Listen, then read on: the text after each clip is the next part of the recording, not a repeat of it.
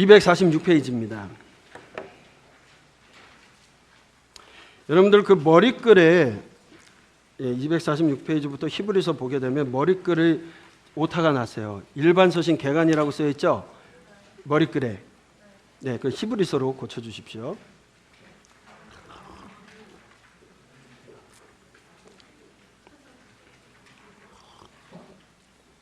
히브리서입니다.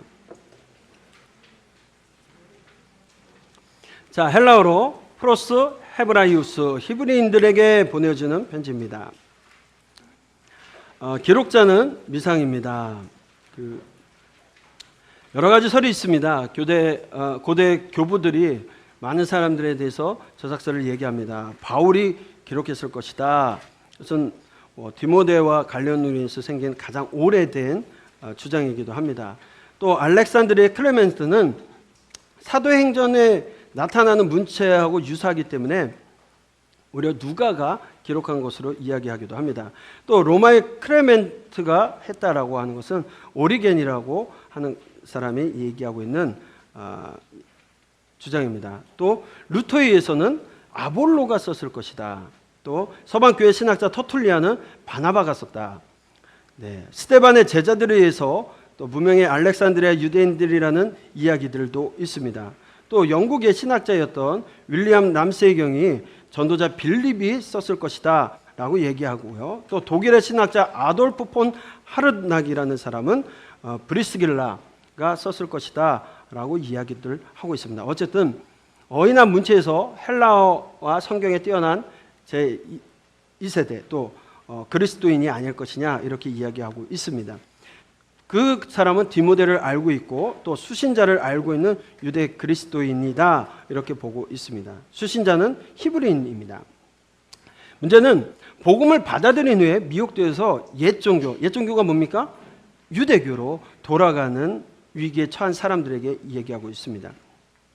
예루살렘 성전하고 인접한 유대, 사마리아, 갈릴리 이 레반트 지역에 있었던 유대 기독교인들의 1차적인 수신자들입니다. 우리가 역사 가운데 아까 일반 서신 개론을 하면서 또 얘기했지만 AD 70년에 예루살렘 멸망 때 이 구약 제사제도가 중단되는데 여기는 제사제도에 대한 이야기가 중단되었다 이런 내용들이 없습니다. 그리고 디모데가 살아있고 핍박이 심해지고 있다는 것, 또 유대 7년 전쟁에 대한 언급조차도 없습니다. 물론 유대 7년 전쟁이 이루어지기 전에 민족주의가 강하게 형성되어지면서 다시 유대교로 회귀하라고 이야기해 되어지는 그런 상황, 배교의 위험이 있었던 것, 그런 환경 속에 있었던 건 맞습니다. 또 62년 야고보의 순교, 유대 전쟁 그 사이에서 기록되어진 것으로 보기 때문에 62년에부터 66년으로 저희는 보고 있습니다.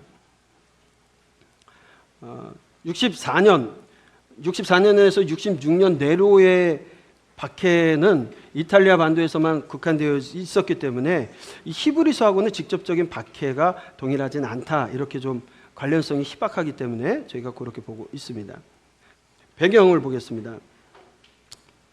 계속적으로 얘기했지만 야고보의 순교 이후에 유대교 오타 났습니다. 62 맞습니다. 개종 기독교의 동정인 유대 기독교로부터 박해를 받아서 배교 위험에 처해져 있습니다. 유대 전쟁이 73년까지 이루어지게 되는데 그 이전에 로마에 대한 여러 가지 반감들이 일어나고 있었던 시기입니다. 그래서 민족적인 동질 의식 때문에 유대교로 돌아가려고 하는 사람들이 많이 있었다. 네, 또 로마의 대화제가 있었고 그런 일들이 배경이 되었던 거 살펴봤습니다. 목적을 보겠습니다. 유대교로 돌아가는 것에 대한 경계와 경고를 하기 위해서 그렇습니다. 사람들 민족주의에 의해서 유대교로 돌아가려고 하는데 유대교로 돌아가서는 안 되는 것을 이야기하기 위해서 유대교보다 더 우월하신 예수 그리스도에 대해서 변증하고 있는 모습입니다. 네. 그렇기 때문에 그런 환경 속에서 믿음을 더욱더 굳게 지키고 인내할 것을 격려하고 있습니다. 자, 히브리서는 몇 장입니까?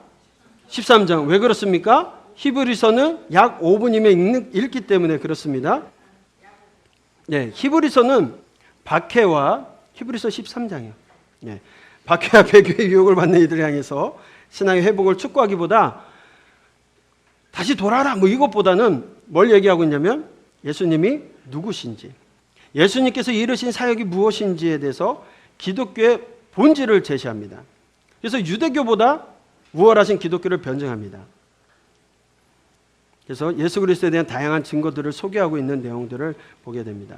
특별히 하나님의 아들 예수 그리스도의 우월성에 대한 이야기를 하고 있는데 한번 살펴봐야 될 부분이 사도들이 그러면 증거했던 예수 그리스도는 무엇이냐. 사도행전을 통해서 또 보게 되면 그들의 복음의 핵심조차도 뭐였습니까? 예수 그리스도였습니다. 그분의 사역과 그분의 신분에 대해서 관심을 두고 있었습니다. 그래서 베드로와 스데반 그리고 바울 설교 속에서도 계속적으로 나타나고 있는 건 예수 그리스도가 누구신가입니다. 그 예수 그리스도께서 무엇을 하셨는지를 이야기하고 있습니다. 그것이 바로 사도들의 가르침이었습니다. 반면에 이것을 부정하는 사람들, 그런 사람들을 갖다가 거짓 교사, 거짓 선생, 거짓 선지자, 또 적 그리스도라고 불렀습니다. 일반 서신에서 나오는 적 그리스도는 우리가 생각하는 그 적 그리스도 그걸 얘기하는 게 아니라 이렇게 예수 그리스도를 부정하는 거, 부인하는 거, 그 모든 것들을 갖다가 적 그리스도라고 표현합니다. 즉 예수 그리스도의 부정, 예수 그리스도께서 이 땅에 오신 거 부정하는 거, 또 다시 오실 것을 부정하는 거, 하나님의 아들 되심을 부정하는 것, 이 모든 것들이 초대교회에 나타났던 영지주의, 초기 영지주의자들 뭐 그런 것들에 대한 이야기도 되어집니다. 히브리서 역시 이러한 사도들의 가르침의 연장선상에 있습니다. 그래서 히브리서 기자는 사도들의 가르침과 같이 예수 그리스도 되심과 그분의 행하셨던 사역, 또 십자가의 죽으심과 부활 승천, 재림에 대해서 변증하고 있습니다. 다시 쉽게 얘기한다면 예수 그리스도께서 완전하신데 왜 완전하시냐면 그분의 신분이 완전하시기 때문에 그렇다는 거예요.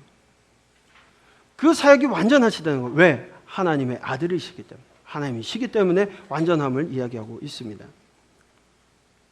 그렇기 때문에 그리스도의 하나님의 아들의 우월하심, 그리고 그 그리스도의 사역의 완전하심을 이야기하고 있습니다. 그리고 그리스도인들의 믿음의 생활에 권면을 하고 있는데 1장부터 2장까지는 하나님 아들이시기에 우월하시다. 왜? 하나님의 아들은 신성을 갖고 계신데 그렇기 때문에 피조물인 천사보다도 당연히 우월하시죠. 예수님은 그리스도는 하나님의 아들이시기 때문에 피조되어진 다른 것들과 비교 대상이 되지 않다라는 겁니다. 그런데 그분이 하신 사역을 통해서도 완전하심을 볼 수가 있습니다. 어떤 사역이냐? 하나님의 집을 맡으셨다는 겁니다. 교회를 통하여서. 또 완전하신 대제사장이 되셨다는 겁니다. 그리고 옛 언약이 파기되는 것이 아니라 완성되어지는 새 언약으로 세워지셨다는 겁니다. 그리고 완전한 제물이 되셨다라는 거. 그렇기 때문에 우리가 어떻게 살아야 되느냐? 믿음의 확신을 가지고 인내하며 사랑을 실천하며 살아야 된다는 것이 이 히브리서 전체에 대한 이야기입니다. 먼저 하나님의 아들의 신성에 관한 7가지 사실에 대해서 우리가 한번 보도록 하겠습니다. 하나님의 아들의 신분을 통해서 우월하시다. 여러분, 비슷한 바울 서신이 있었습니다. 우리가 쌍둥이 서신이라고 하는 게 있었어요. 골로새서와 에베소서. 왜 쌍둥이 서신이에요? 네? 먼저 골로새서는 그리스도의 머리 되시는, 왜? 골로새서잖아요. 머리 대신 그리스도. 그리고 에베소서는 배잖아요. 몸된 교회. 그래서 그리스도론과 교회론을 이야기하고 있지 않습니까? 그러면서 비슷한 면이 많이 있다고 하지만 사실 이렇게 선언을 하고 그것을 증명해내는 과정을 보면 골로새서와 히브리서가 오히려 더 유사합니다. 그렇죠? 왜? 그분이 하나님이시기 때문에, 머리 되신 분이시기 때문에 선언해놓고 되어집니다. 물론 대상은 달랐어요. 어떤 위협이 있었습니까? 골로새서에는 이단과 거짓 교사들에 의한 그런 문제가 있었지만 히브리서는 대상이 또 다르죠. 유대교로 돌아가려고 하는 배교 때문에 쓰여지긴 하지만 그 주장해 나가는 배치되는 모습은 오히려 히브리서하고 유사합니다. 그러다 보니까 히브리서가 누구 서신이라고까지 얘기하는 거예요. 여러 가지 이야기들이 될 수 있습니다. 어쨌든 그런 모습 속에서 한번 보겠습니다. 7가지를 이야기하고 있습니다. 그분이 어떤 분이시냐? 이미 우리 조상들에게 말씀하신 하나님께서 아들을 통하여 우리에게 말씀하셨는데 그 아들은 만유의 상속자라는 겁니다. 또 그분으로 말미암아 모든 세계가 지어졌다라는 겁니다.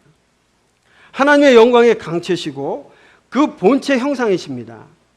그렇기 때문에 그의 능력의 말씀으로 만물을 붙드시고 죄를 정결하게 하신 일을 하고 있으며 지극히 크신 이의 우편에 앉아 계십니다. 그분이 누구시라고요? 하나님의 아들 예수 그리스도.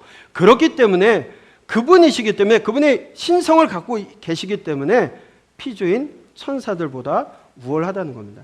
당연한 이야기겠죠. 그렇기 때문에 예수 그리스도는 기독교가 유대교보다 우월한 것 오직 한 가지, 예수 그리스도께서 하나님의 아들이시기 때문임을 이야기하고 있습니다. 그래서 첫 글자부터, 첫 시작부터 하나님의 신성, 아들 대신 하나님의 아들 되시는 그 신성에 대해서 이야기하고 있는 겁니다. 그분의 신분 자체가 뛰어납니다. 그래서 예수님께서도 엠마오로 가는 두 제자들에게 모세와 모든 선지자들의 글과 성경의 모든 쓴 바에 대해서 누구를 가리켜 말씀하시는 거다? 예수 그리스도에 대해서 말씀하시는 거라고 이야기하고 있습니다. 세상 그 어떤 것과 비교될 수 없는 분입니다. 아니, 비교한다는 그 자체가 모욕입니다. 그렇기 때문에 우리가 전해 들은 복음, 곧 주 예수 그리스도 통한 구원의 말씀에 더욱 유념해야 됨을 이야기하고 있는 겁니다.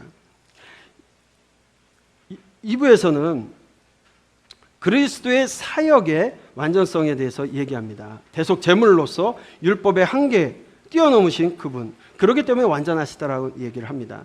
특별히 그리스도의 사역과 관련해서는 그의 사역의 완전성이 어떤 모세보다, 레위 지파의 대제사장직보다 우월하십니다. 왜냐하면 예수 그리스도께서 완전하신 대제사장이 되셨기 때문입니다. 또한 완전하신 제물로서 자신의 피를 들고 하늘 성소에 들어가셨음을 이야기합니다.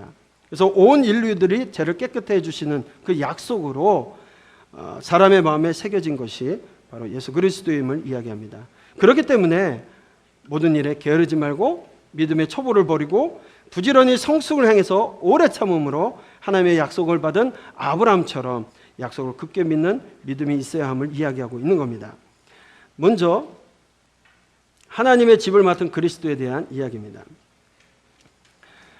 유대인들은요, 천사를 숭배하는 모습들이 있었습니다. 왜? 천사들을 통해서 과거에 하나님께서는 메시지를 전하셨기 때문에, 하나님의 사람들에게 메시지를 전했기 때문에 마치 천사는 하나님의 중재자 역할을 했습니다. 그렇기 때문에 어느 시점부터는 천사를 숭배하는 모습들도 나타났는데, 뿐만 아니라 그들은 모세 선지자 역시도 중재자로 여겼던 겁니다. 그런데 여러분, 모세 역시 하나님의 아들이신 예수 그리스도를 섬기는 종의 신분일 뿐입니다. 물론 모세는 탁월한 지도자였습니다. 그러나 그 모세조차도 하나님의 일을 한 것뿐입니다. 이스라엘을 출애굽하면서 한 국가를 세운 영도자입니다. 그러면서 하나님께서 약속하셨던 성막을 짓고 하나님의 율법을 받은 정말 존경할 만한 인물입니다. 그러나 예수 그리스도는 그 모세조차도 창조하신 하나님이심을 이야기하고 있습니다. 모세 생각해 보십시오. 모세의 선지. 마지막에 그 모든 일을 마치고 누부산에서 하나님 여기까지야 라고 얘기했을 때 저는 그 부분만 가면 많이 눈물이 나요. 그래서 제가 모세오경 할 때 늘 했던 부분이 그런 건데, 아니 너 여기까지야, 뭐 몸이 다 망가지고 그런 것도 아니고 시력도 망가지지 않고 정말 괜찮은 상황에서 너 여기까지야. 40년간 뭐 하신 거예요? 훈련시키고 또 40년간 이스라엘 백성을 이끌어가면서 그 일을 시키셨는데 하나님이 약속하셨는 가나안 땅은 못 밟게 하세요. 얼마나 섭섭할까. 모세 거기서 멈춥니다. 저는 정말 굉장한 영도자라고 생각합니다. 물론 모세가 들어가면 그들은 하나님을 섬기지 않고 모세를 섬겼을 겁니다. 어쨌든 지금까지도 모세를 하나님과의 중재자로 여겼습니다. 그러나 그 모세조차도 하나님의 집에 청지기로 있지만 예수님은 집을 맡으신 누구시라고요? 상속자로 이야기하고 있습니다. 그렇기 때문에 하나님의 집에 충성한 건 비슷해 보이지만 이건 비교가 되지 않는 겁니다. 비교할 수 없습니다. 왜? 하나님의 아들이시기 때문에 그렇습니다. 그러므로 예수 그리스도를 믿고 의지해야 합니다. 우리 앞에 작은 고난과 시험 때문에 과거 조상들처럼 불평과 불신으로 돌아가서는 안 된다고, 시험에 빠져서는 안 된다라고, 강팍한 마음에 들어서는 안 된다라는 이야기를 하고 있습니다. 우리가 처음 가졌던 그 믿음을 가지고 끝까지 지켜서 예수 그리스도 안에서 모든 것을 함께 누리도록 이야기하고 있습니다. 그래서 영원한 안식으로 들어가라고, 믿음으로 영원한 안식에 들어가라고 주의하고 있는 겁니다.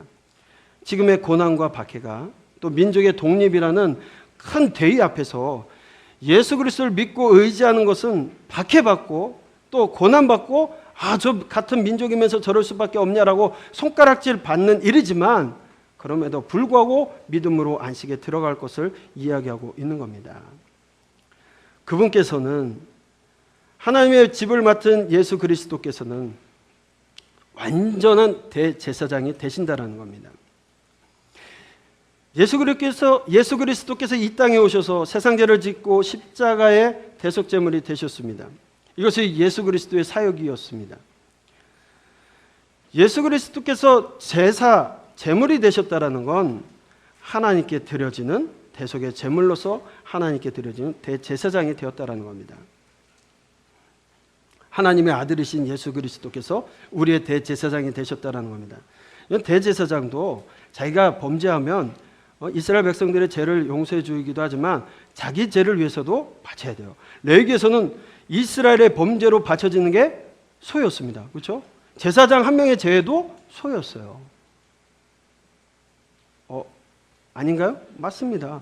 그런 만큼 자기 자신을 위해서도 드려야 됐습니다. 그러나 죄가 없으신 예수 그리스도는 완벽한 대제사장이 되셨습니다. 뿐만 아니라 하나님께로부터 멜기세덱의 반차를 따르는 대제사장이라는 칭함을 받게 됩니다.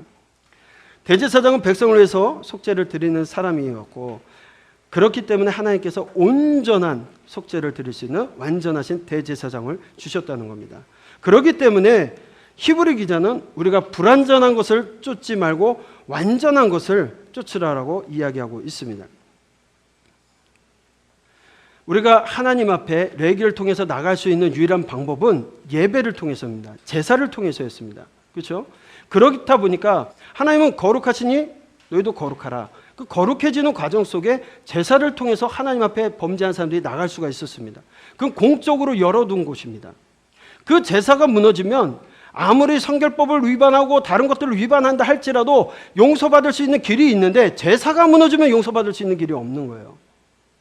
그러다 보니까 제사를 드렸는데 첫 제사는 드려졌고 아들들에 의해서 제사 드려졌을 때 다른 불을 드렸다가 일시에 죽여버립니다. 용서해 주시고 다시 해 주실 수도 있는데 다른 불로 드렸다고 그 자리에서 죽이십니다.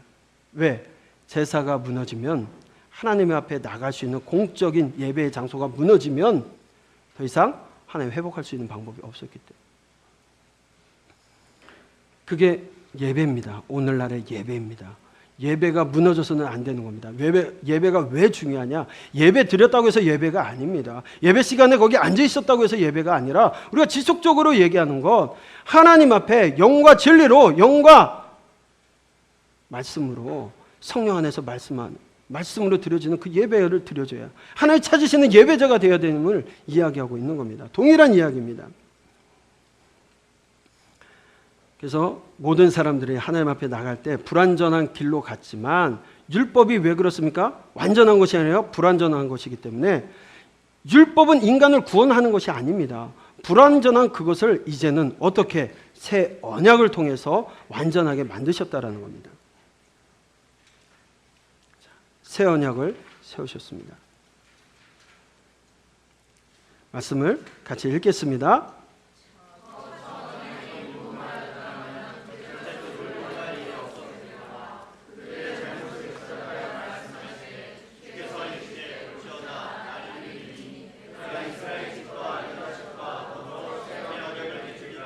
네, 새 언약을 맺는 겁니다. 새 언약을 맺는 겁니다. 그런데 새 언약을 통해서 무엇하는 거냐? 그들의 마음에 이것을 기록하리라. 나는 그들에게 하나님이 되고 그들은 내게 백성이 되리라. 어디서 많이 들었던 거 아닙니까? 예, 출애굽하는 백성들에게, 출애굽하는 이스라엘 백성들에게 하나님께서 약속하셨던 겁니다. 동일하게 예수 그리스도를 통해서 우리에게 원하시는 것은 무엇이냐? 하나님의 백성, 하나님의 자녀 되는 겁니다.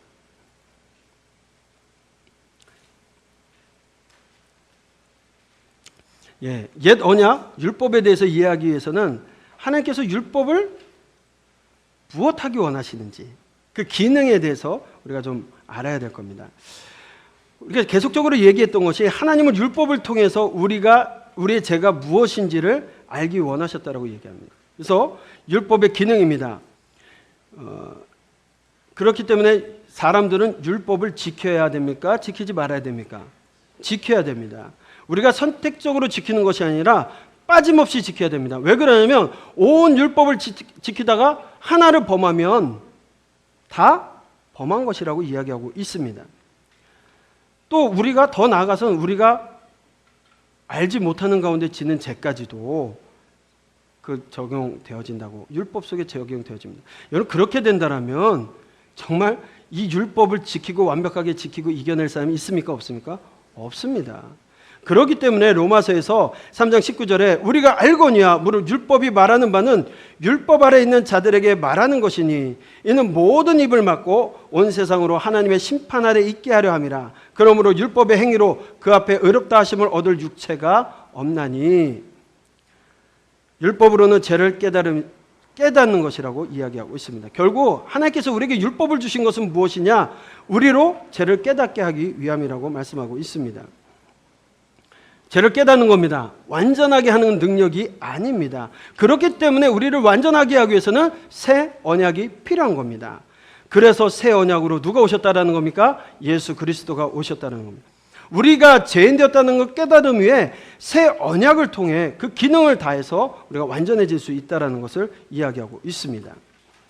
그러기 위해서 예수님의 사역은 완전하신 제물이 되셨다는 겁니다.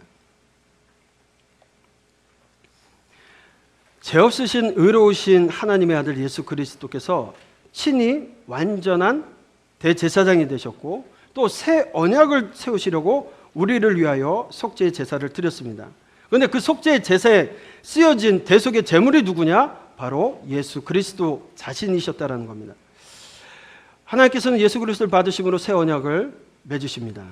다시는 속죄제가 필요 없는 단 한 번의 완전한 제사를 받으셨습니다.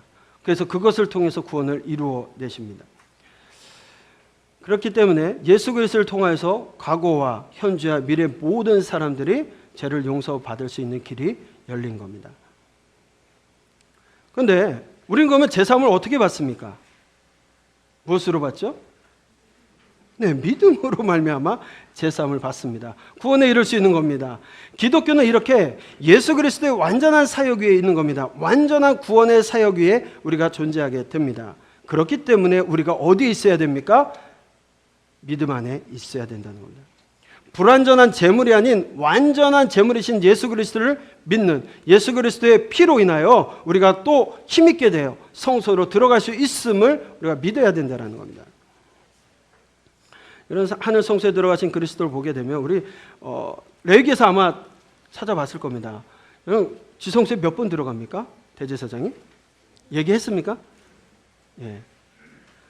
히브리서에는 한 번이라고 되어 있어요.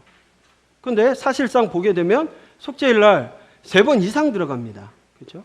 첫 번째는 향을 태워서 속죄소를 가리기 위해서 들어가고, 두 번째는 대제사장 자신의 죄를 위해서 들어가고, 마지막으로는 백성들을 위해서, 백성들의 죄를 위해서 들어갑니다. 최소 3번 내지 이상 들어가게 되는 겁니다. 그러면 히브리서 9장 7절에 1년에 한 번 들어가되라는 것은 한 번이 아니라 하루 들어간 것으로 우리가 그 의미를 봐야 됩니다. 네, 참고로 좀 보시면 좋겠고요. 그렇기 때문에 3부에서는 유대교의 어떤 것보다도 우월하신 그리스도를 믿는 그 믿음을 버리지 말고 잘 지킬 것을 권면하고 있는 겁니다. 하나님의 약속을 믿었던 믿음의 증인들이 수없이 많았는데 그 믿는 자들에게 승리를 주실 믿음의 주요 또 온전케 하실 그 예수님을 바라보라고 이야기하고 있습니다. 그러기 위해서는, 그 믿음을 지키기 위해서는 뭐가 필요합니까? 인내와 기다림이 필요하다는 겁니다. 인내하지 못하고 믿음에서 떠나게 되면 영원한 상급에서 이제는 멀어지는 거예요. 구원에서 멀어지는 겁니다. 때문에 그리스도인으로서 할 수 있는 최선의 것, 서로 더불어 화평을 유지하고 대인관계 속에서도 거룩을 추구하라고 이야기하고 있습니다. 형제 사랑하는 것을, 또 선을 베풀고 다른 교훈에, 지금 유대교로 돌아간다는 것 또는 이단들 다른 교훈으로 빠지지 않게끔 자기의 믿음을 굳세게 잡을 것을 권면하고 있습니다. 예, 믿음의 확신을 보도록 하겠습니다. 자, 믿음이란 무엇일까? 한번 읽겠습니다.